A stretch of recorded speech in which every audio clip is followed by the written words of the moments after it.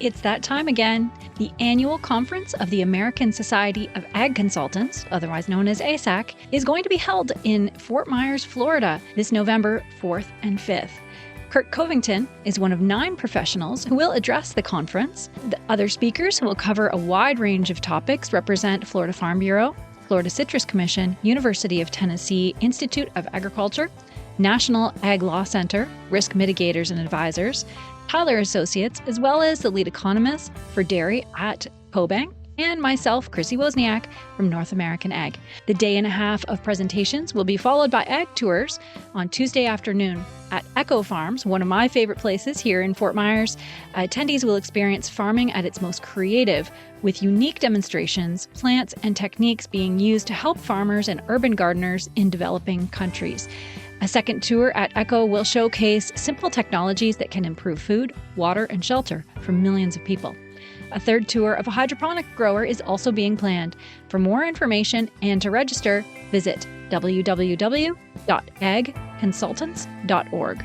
That's www.agconsultants.org. See you there.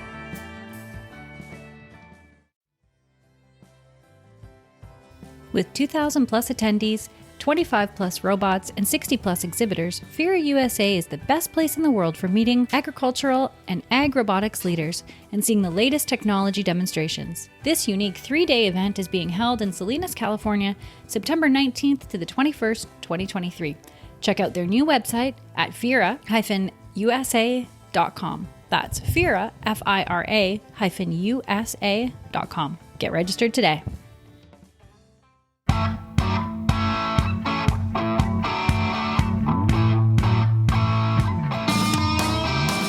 Welcome to North American Ag Spotlight. I'm Chrissy Wozniak.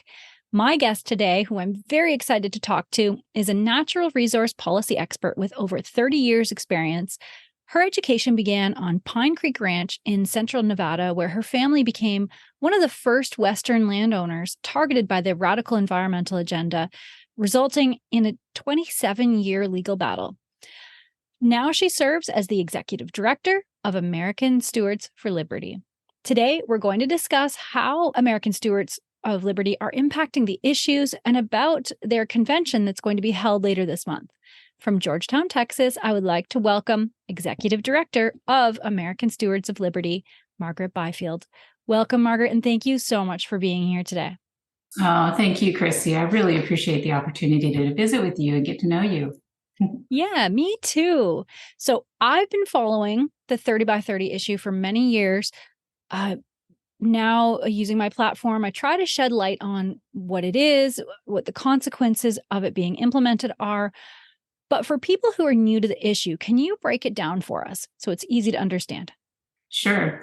It's really pretty simple. The 30 by 30 agenda is an international agenda to permanently protect 30% of the world's lands and oceans by 2030. This means lands protected in their natural state. So these are not lands that we use. So if you think about 30% of America really being off limits to human use, that is their first goal. That's like the first step in a larger agenda, which is getting to the half Earth philosophy, which is protecting 50% of the land in its permanent natural state, permanently protected. So it's an international agenda that's actually been pushed for 30 years, but in America, it really didn't have its chance to be implemented until Biden was elected president.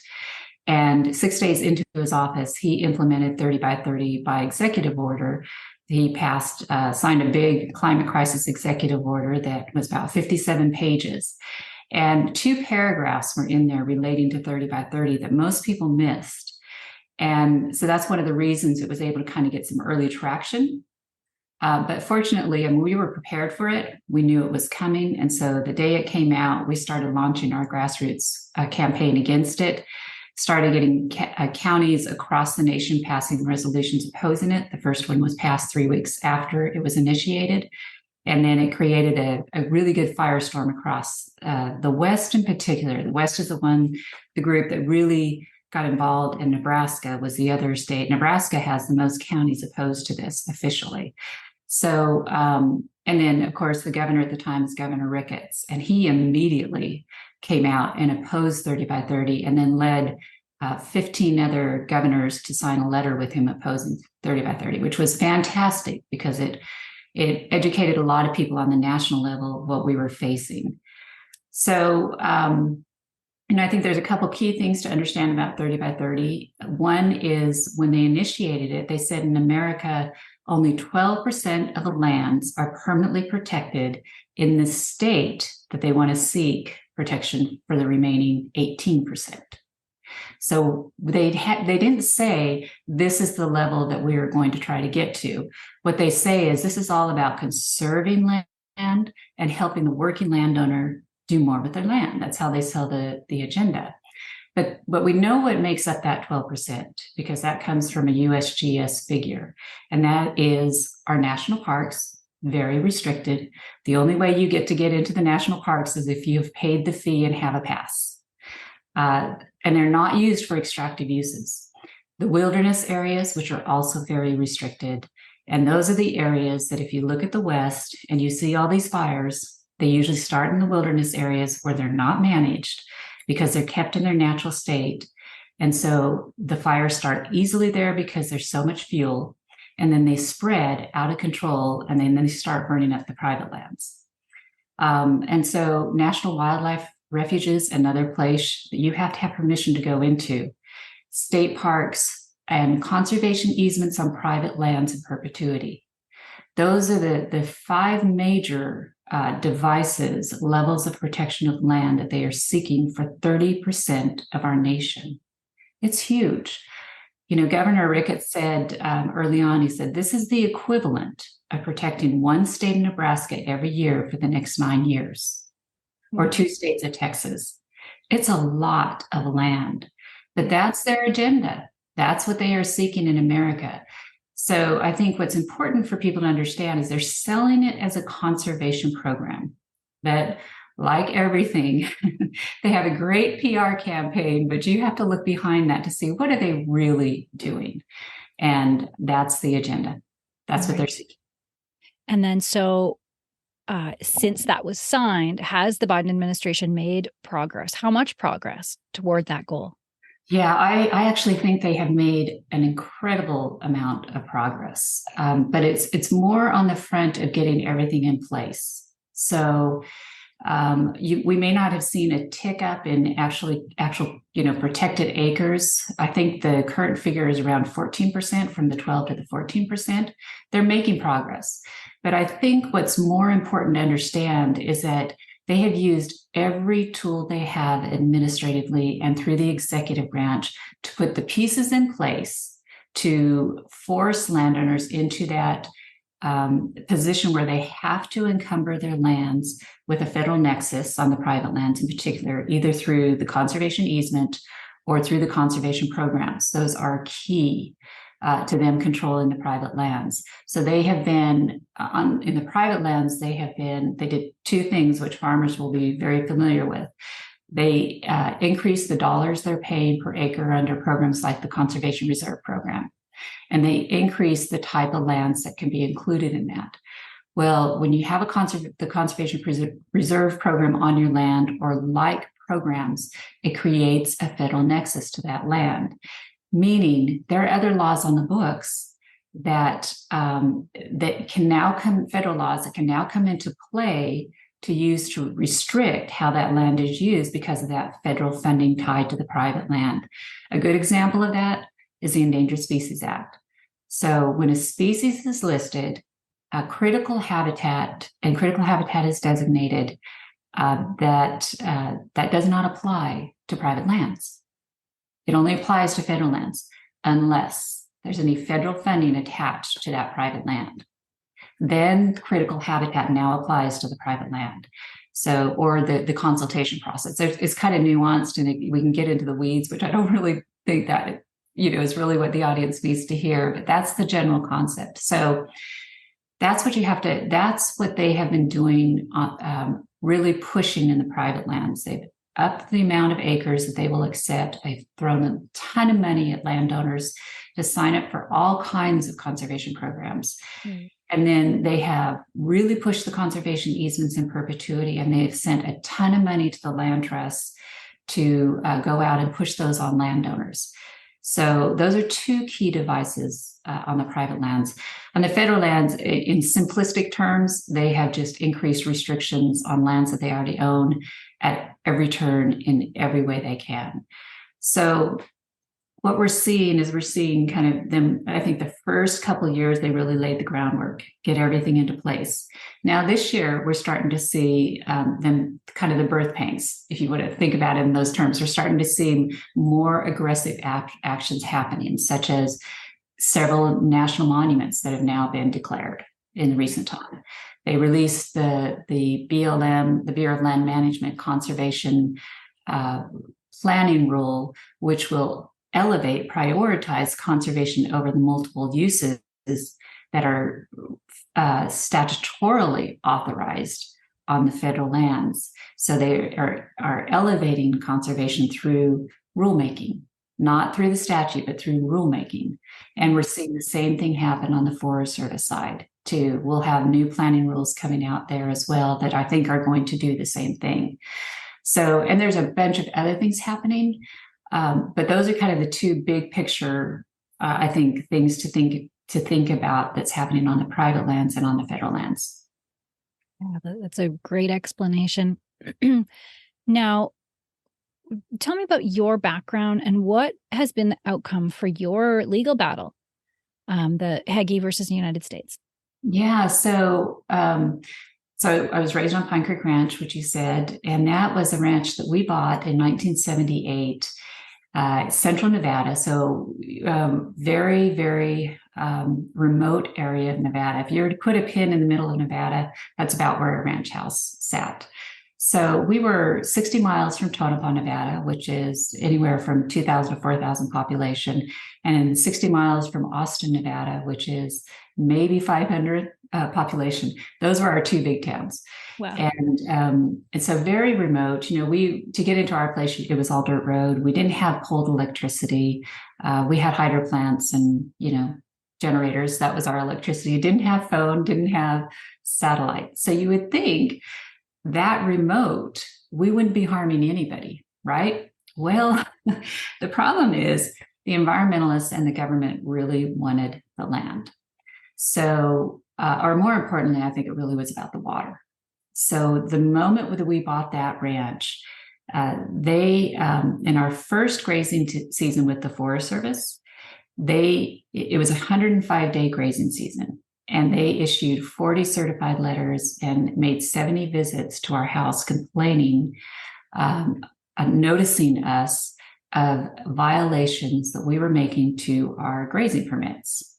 So you have to understand, in the West, it's much different than the East. So in the West, 50% of the West is federalized. The federal government owns 50% of the land in the West, 87% of the land in Nevada. So our ranch, we ran on 1,100 square miles. Only 7,000 acres of that was private. But we had the grazing rights, owned the grazing rights to all of that land.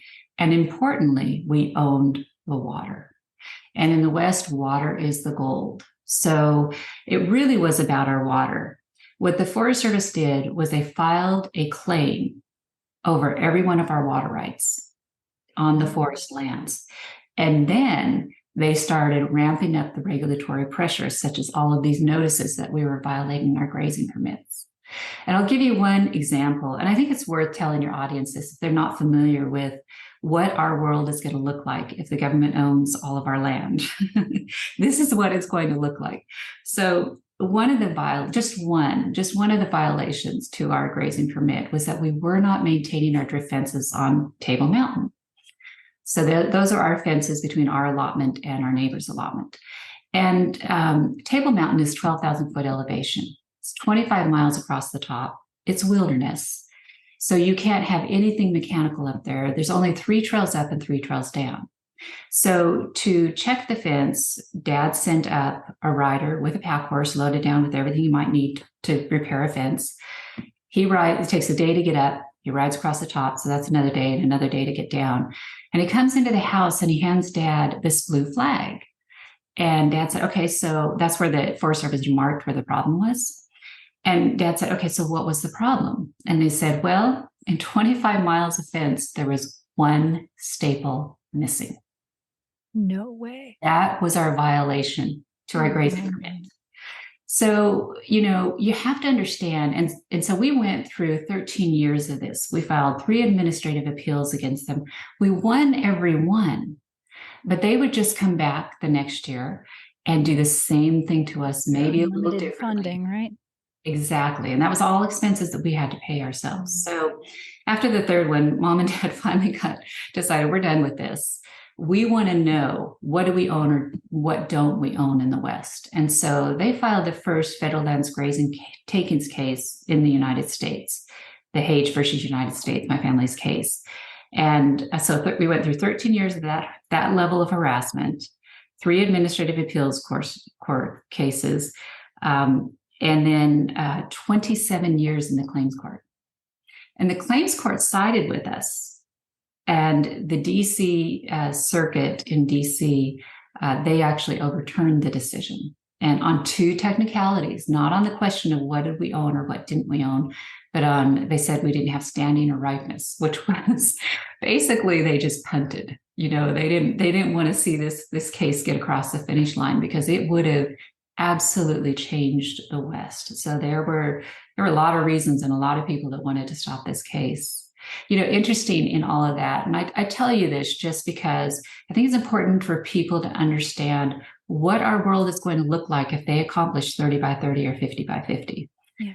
But after we filed that takings case, 5 months later, the Forest Service filed 2 criminal charges against my dad for removing valuable timber off the federal lands. And all that was about was he removed trees out of the middle of our ditch right away, which we were completely authorized to do. So, and at the same time, because they had filed a claim over all of our water, we were also in a state water adjudication proceeding with the state of Nevada to prove up all of our water rights. So essentially, we were involved in 3 lawsuits at once: the water appropriations case, the criminal charges against my dad. And he was actually convicted by a jury in Las Vegas and was under house arrest for 6 months.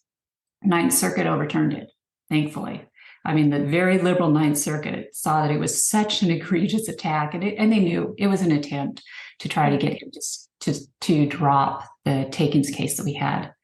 And then, of course, the takings case. So, that is our story. I kind of hate telling it because it's really a difficult one to swallow, that in America, this can happen to a landowner. And Ronald Reagan is probably he is one of my very favorite presidents. But most of what happened to us happened during his administration. Really? Wow. Those 13 years were under the Bush and Reagan years. They started in Carter, but then went through Reagan and then the first Bush. So even though philosophically, I think we agreed with Reagan and his agenda and what he wanted to accomplish, the reality is the president, even the Secretary of the Interior, and nor Congress, do they really have any operational control over the administrative agencies. They haven't had it for a long time. Mm-hmm. And that's what our case bears out. That even when we have really good people at the top, our administrative agencies, they are a 4th branch. They are absolutely in control. And I'll tell you, a good book to read if you really want to understand this is Secretary Interior, former Secretary Interior David Bernhardt's book, You Report to Me. And that's a really good expose on the administrative agencies and how, as secretary, how little functional control he had over many elements and the personnel, the green personnel that's entrenched inside these agencies. So, I think we need to understand that if we don't take now as our moment to reclaim our property rights and to stop this green agenda, that is what the entire country is going to look like. And I have said from the very beginning, if agriculture will step up and just simply say, absolutely not, we completely disagree with 30 by 30, instead of trying to nuance it, which unfortunately a lot of the big ag groups are doing. They want to play both sides. They want to have a seat at the table. So instead of taking a strong stand against this agenda, they're in on the caper, frankly, from my perspective. And I respect a lot of them, but I've been there. I know what this world's going to look like, and I don't want to see it happen to the rest of the nation. Yeah, absolutely. It's so obvious that this impacts producers, but it also obviously affects consumers. But I tend to think that they remain oblivious because they don't see the impact. They're like, oh, that's the Wild West.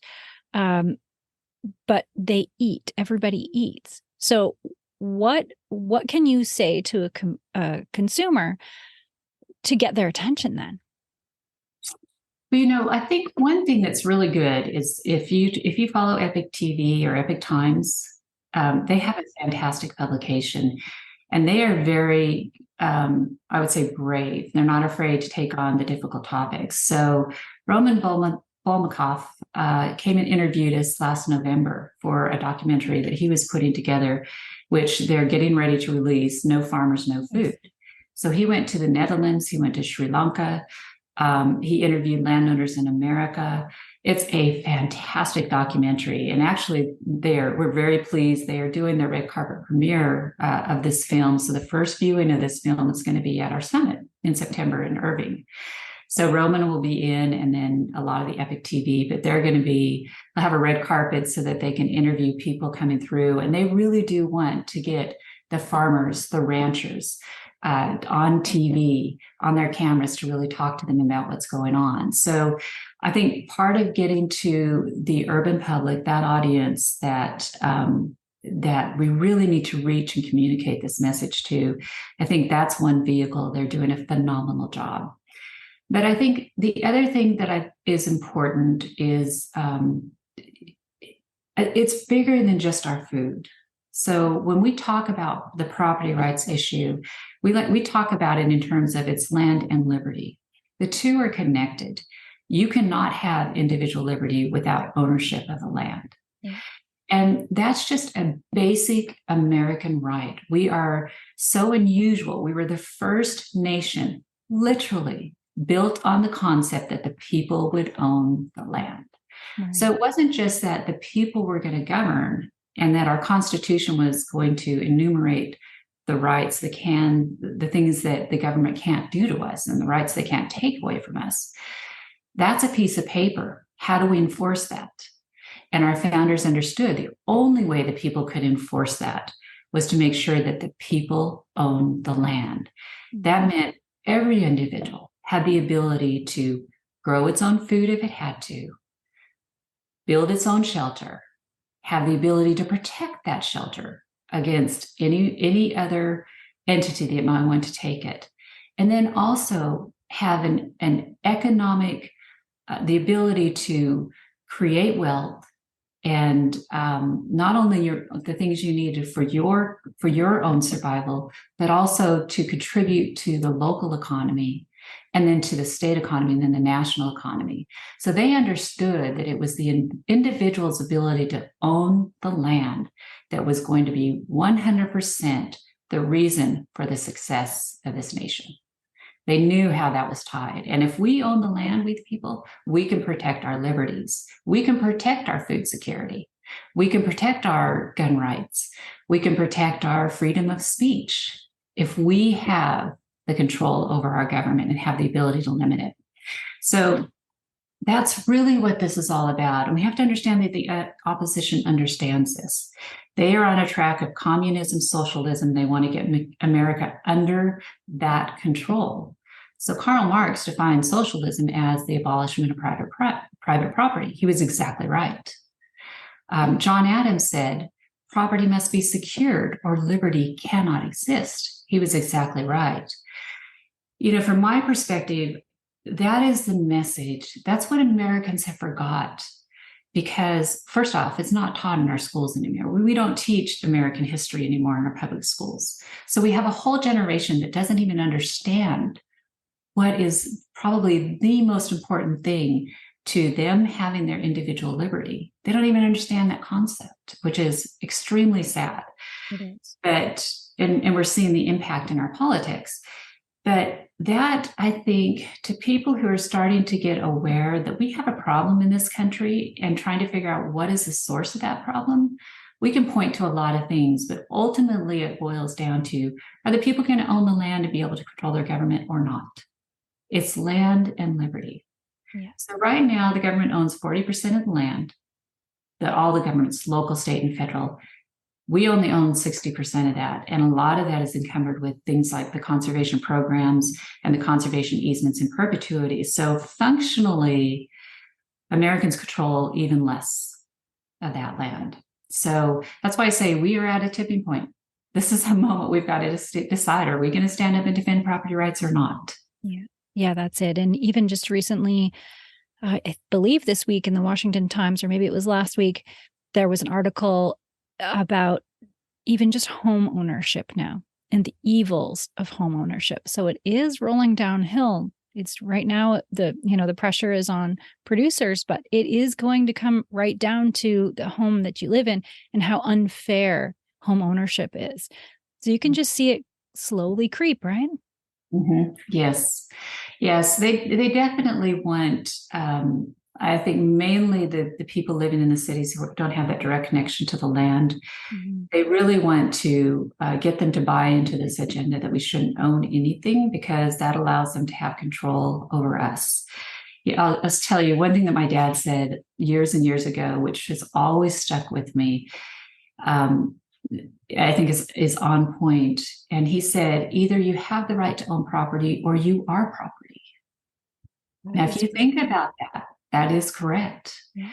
And these people who are imposing this climate crisis agenda and this idea that we shouldn't own anything, they understand that too. Yeah. They understand it very well. But, we need to understand that. The masses in America need to understand that so that we can appropriately fight back. Yeah, that's it. And the EPA came out very recently with a revision to the WOTUS ruling wording in response to the Supreme Court ruling on Sackett versus EPA. So is this going far enough? Are we still pressing forward? What are your thoughts on that? Well, I think that what's really interesting, first off, their new rule, of course, they're not accepting the Sackett decision. I read a Washington Post article which talked about how the EPA was complaining that because of the Sackett decision, they can no longer regulate 63% of the waters they currently are. And of course, our side is cheering because that's exactly right. They shouldn't be allowed to do that because the law does not allow it. But again, which is very typical, and it gets back to our original, discussion about the administrative agencies. They are their own entity. They live by their own interpretation of the laws, not what the law actually says. So this new rule is basically a workaround. Their next attempt to figure out how we say we're going to comply with the Sackett court decision, but in essence, really not. So, I think that we have to get control of the administrative agencies before we can really change a lot of these things. But what I love right now is that Sackett ruling was probably the property rights ruling of the century. Absolutely. That was a huge kick in the teeth to the environmental side. They know that they lost a huge, huge tool. So it's going to take some time. It's going to be a lot of lawsuits that are going to have to go back in and challenge this new rule that EPA is doing. But the legal precedence is being set now. That's turning, and it's turning in our favor in a big way. Mm-hmm. So, I really think that it's been, over the last 2 years, it's been the states who have been standing up against this, those that will, and the Supreme Court that have been saving us, really. So on one hand, I mean, when you're in these kind of battles, you have to recognize that there's always this movement, and when there's kind of a change of movement and change of direction. And I really see that happening on our issues now, which is all the more reason why now's the time to really stand up and put up a fight for our property rights. Absolutely. And on August 8th in Arizona, President Biden, you kind of touched on this before, he announced the designation of over 917,000 acres of land, and that land contains uranium underneath, which could be used for clean energy here in the U.S. So I'll add that this is his 5th monument designation since becoming president.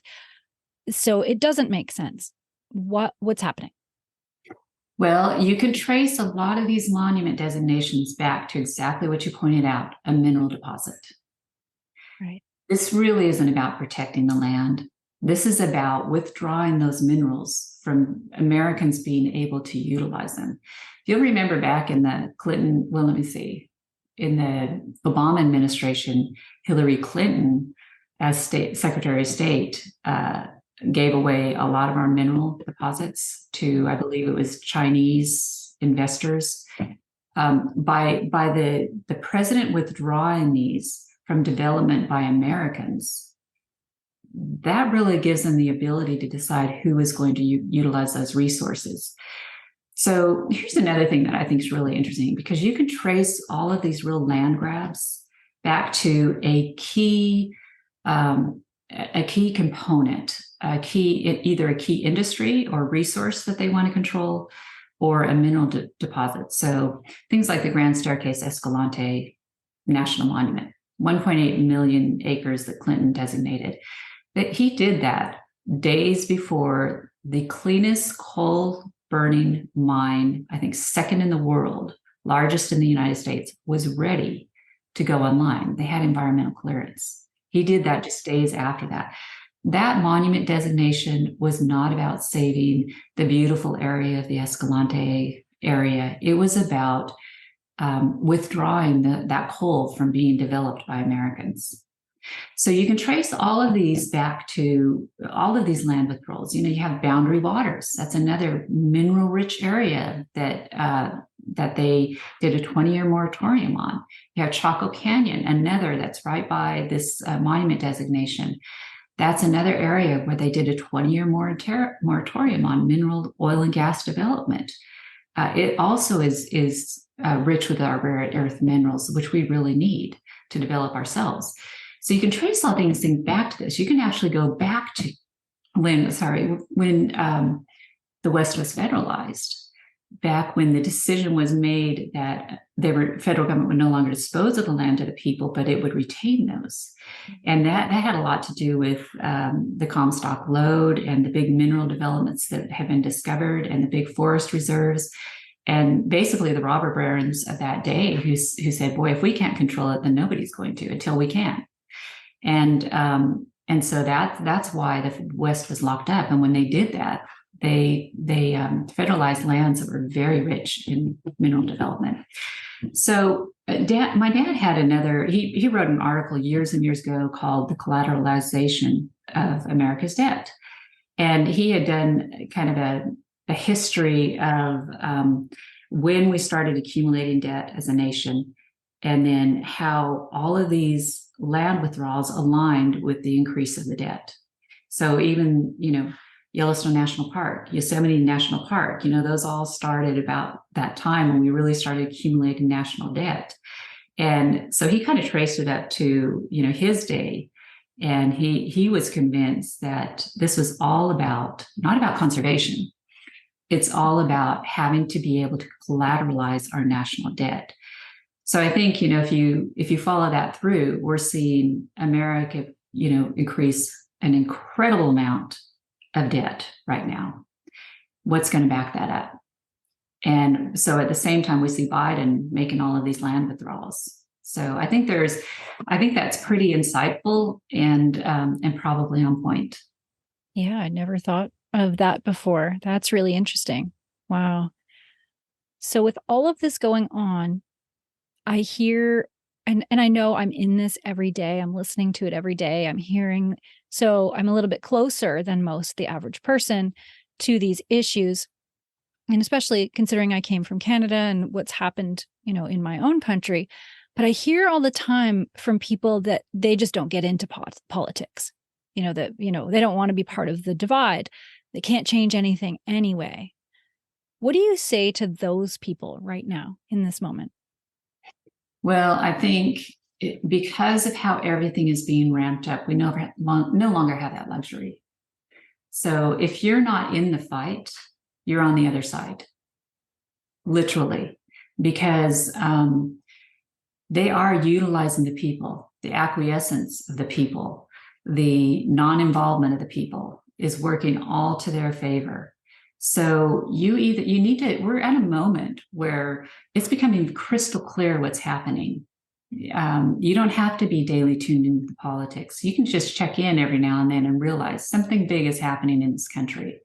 And there is a huge political shift. And the Biden administration has gone to such extreme to implement things that it's very hard to ignore. So, we're just at that point where we no longer have the luxury to sit on the sidelines nor sit on the fence. It is coming down to, which side of this are you on? Are you on the side of America's founding principles and individual liberty and prosperity, or are you on the side of control of the people? Because that's what it's coming down to. And it's very hard to ignore. So I think that those people who still are kind of living in a closet and just don't want to participate in it, I actually feel very sorry for them, because they're the ones that are probably going to be hurt the most, because they haven't prepared. When they finally, there will come a day where they realize, oh my goodness, I have been supporting this and I didn't realize I was. And it'll be a moment of reckoning, and probably a moment of personal, a lot of personal troubles, because they haven't been tuned into this to be discerning about what's coming ahead and prepare appropriately for it. So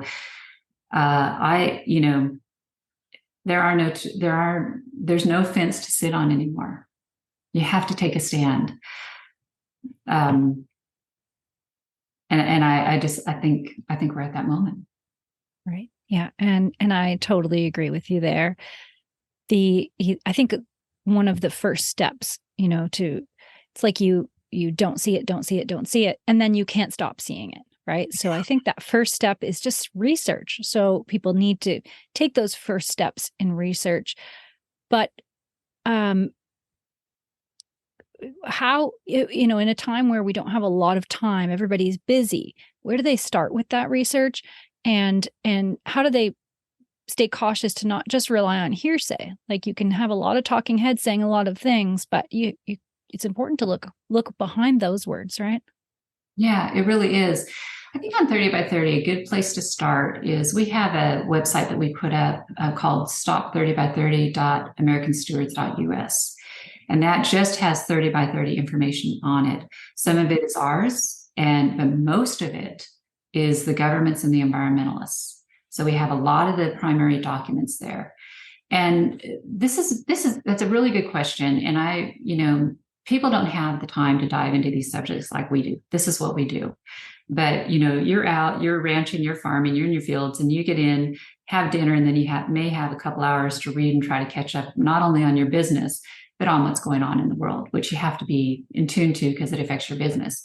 So one of the things that we do is we try to really drill down into these issues, digest them, and then produce them in a form that our audience, which is the farmers and ranchers, the landowners, can digest those quickly and understand the concepts, and then have the ability to dig into the documents they want to see more of. So like on 30 by 30, 3 weeks after it was launched, we produced this 12-page, basically Q&A on 30 by 30, which we are still publishing and updating as the issues evolve.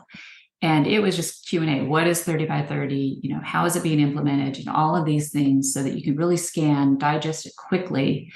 And then if you wanted to go read, the executive order, you could read it.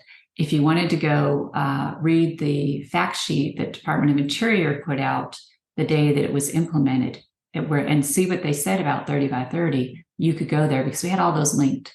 So, I do a 30 by 30 presentation. And one of the things that I do in this is I use a lot of slides. And the reason for that, and they're all the environmental or the government slides. The reason for that is to make sure that as I'm talking about this, people don't think that I'm some crazy lady talking about this. They actually say this. They are actually pushing this. The evidence is there. And I know how many hours I had to put into before the president was elected to understand what 30 by 30 was. I understand not everybody can do that.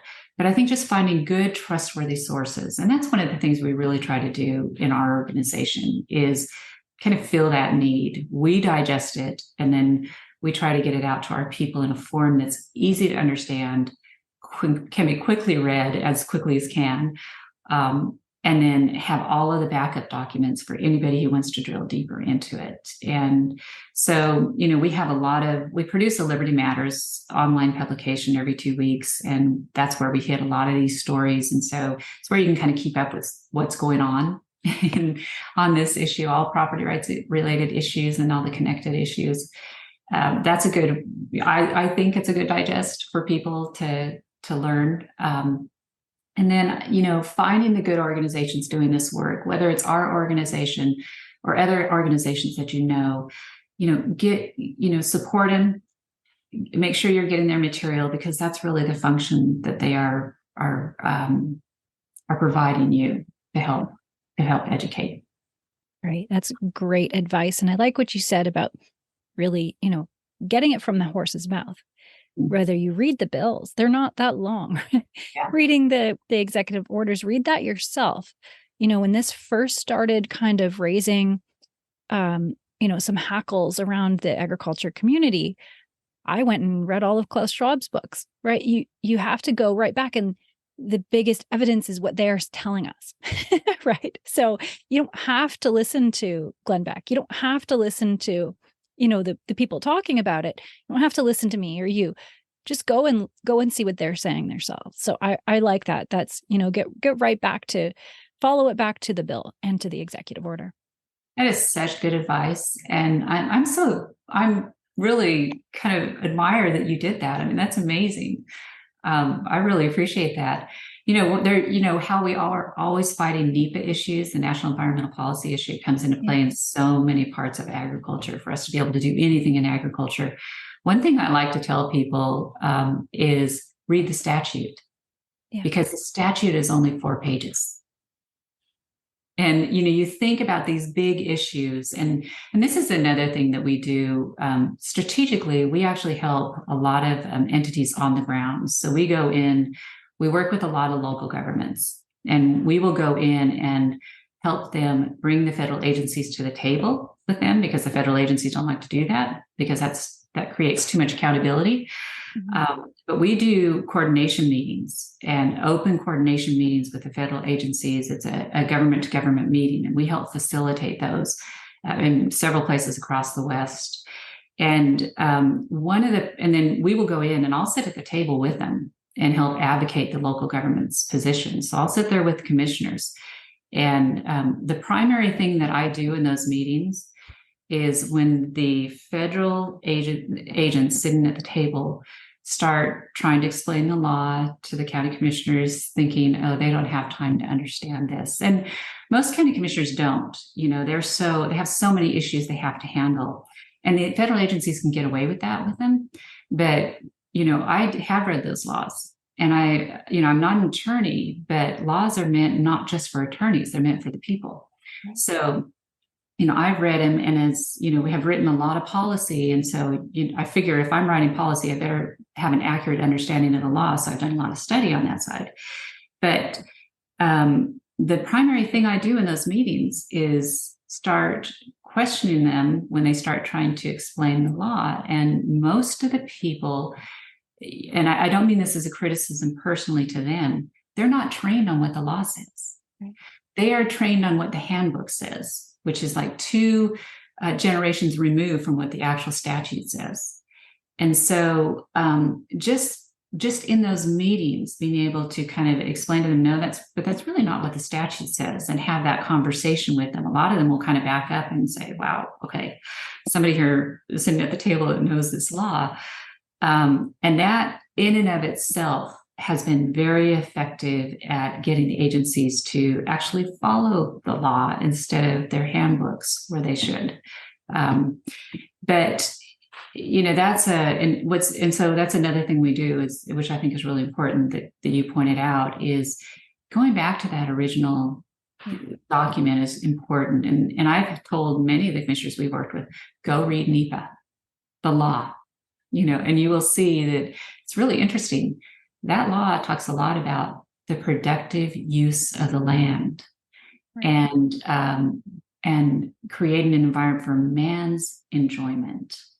And so when you first read through NEPA, you're thinking, wait a minute, this law is written completely different in the way that it's been implemented.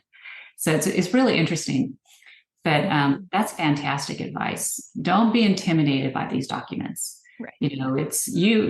Here's another thing that I think with agriculture in particular is very well suited to read these things. I think the people in agriculture are some of the smartest people I work with. Yeah. I don't care how many degrees they have.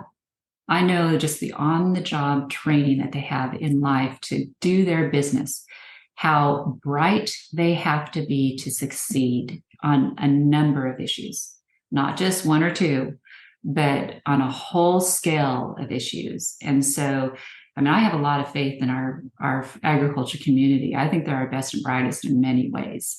So I don't think any of them should be intimidated by this material. They are very sharp, very capable of understanding these things. Yeah, absolutely. And changing gears a little bit, I know you have deep respect for our Creator. What role does faith play in your life? It's the primary role. Absolutely. I think when you're in the middle of these battles, sometimes they can get you down, but I just see it differently. This isn't our fight. This is his fight. We're his warriors. And I thought many times at what an unusual situation for me to have been placed in. I was placed in the family that was targeted by the environmentalists and the government and raised in that environment. Why?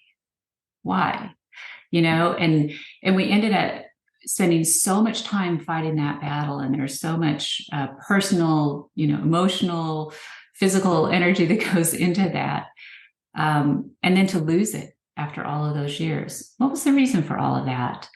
But what I think when you go through a situation like that, you can either be bitter about it, or you use it as fuel and purpose and lessons. And, going through all of that, I think I have a body of personal experiences that a lot of people don't.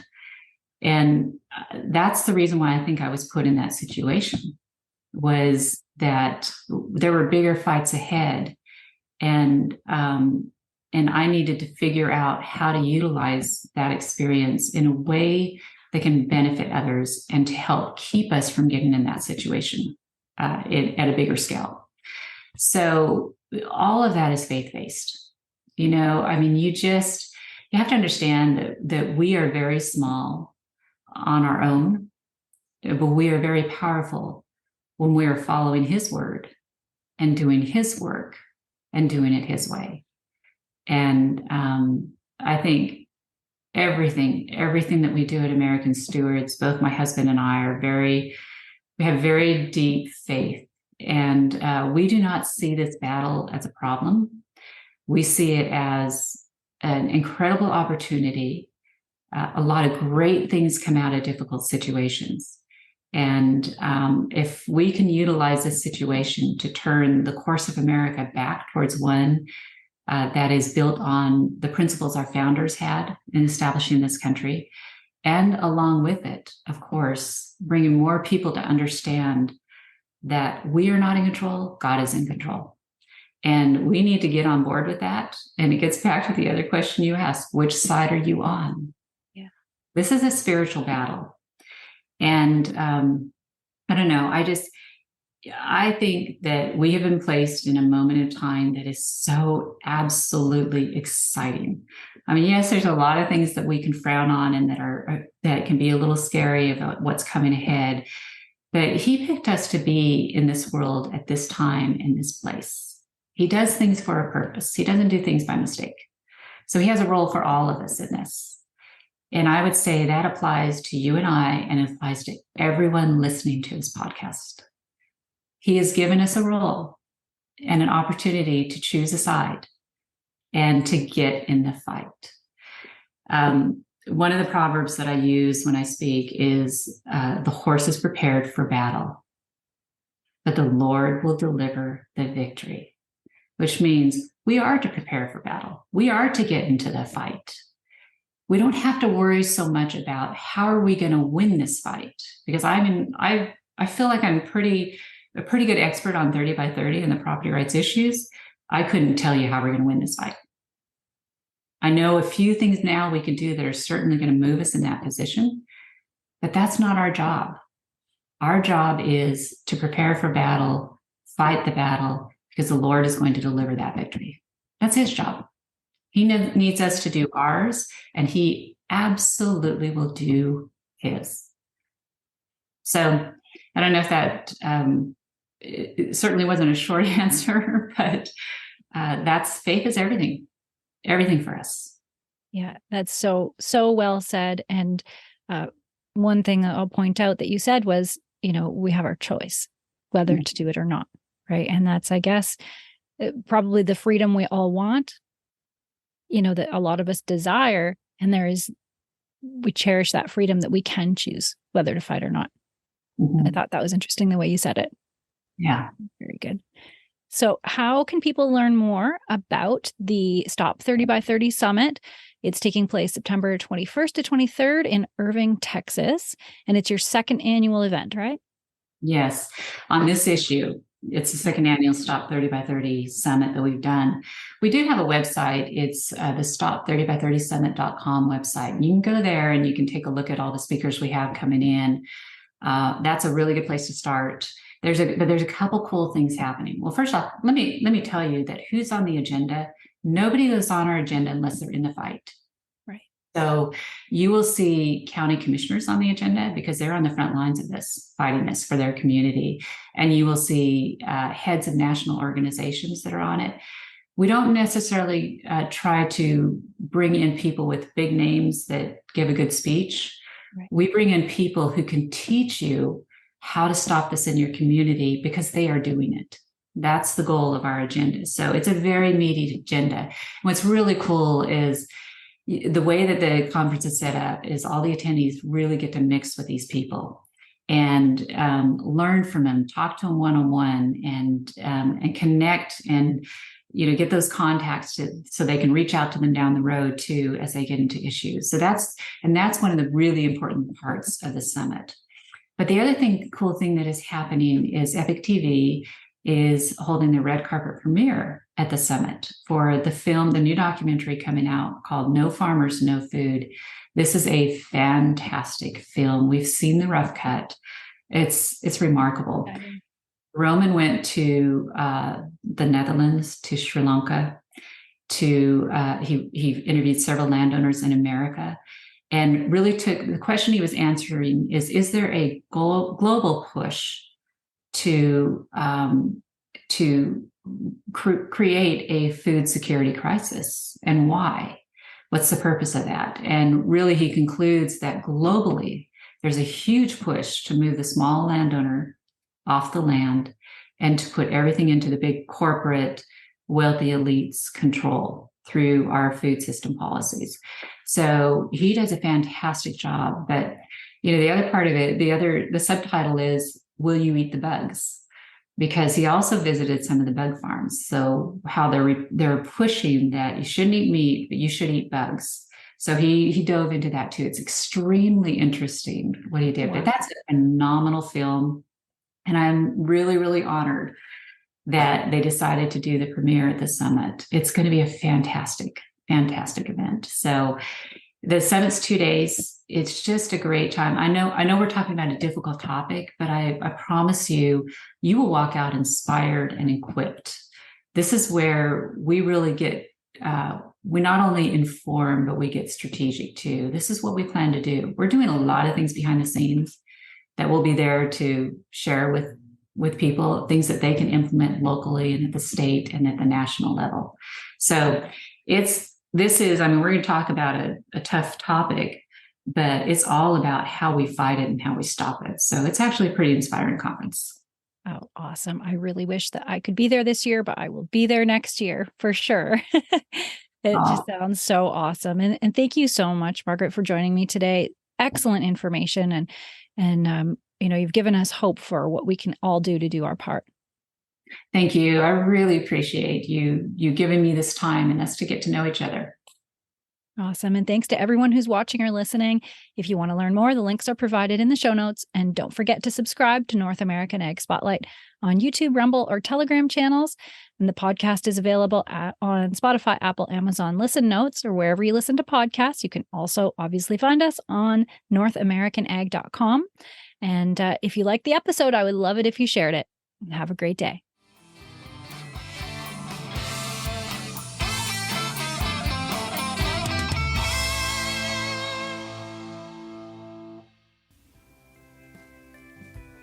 Did you know that at NorthAmericanAg.com, we are committed to providing valuable resources for farms and agribusiness? Find your next podcast in the Best of Ag podcast library, delve into our on-demand webinar series, check out the latest in ag news, or treat yourself to a new hoodie or tee from our swag shop. Head over to our subscribe page to join our community and be the first to know about what's happening in the industry. North American Ag provides daily ag news and weekly podcasts covering ag tech, ag policy, new products, family, and faith. North American Ag gives farm families and ag professionals insight into what's happening in agriculture throughout North America. Ditch the mainstream media. Join North American Ag.